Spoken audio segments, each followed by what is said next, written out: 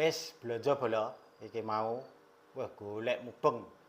Sejune ning kene iki cedhak ya, dadi tuku perlengkapan perlampuan, perlistrikan kuwi komplit ning area Pasar Nusukan kuwi toko elektronik kuwi akeh. Nah, iki sing golek iki sing rusak. Nah, iki wis tuku anyar bolo. Iki enek 4 biji karena lubange kan enek 4. Kuwi wis entuk padha plek lho. Iki padha pletur iki iso ya iso toleh-toleh bolo. Dadi iso diarahke. Ngono lampu sorot sudut-sudut. Terus karo tuku bolan. Iki cacahe 5 biji bolo, 5 biji.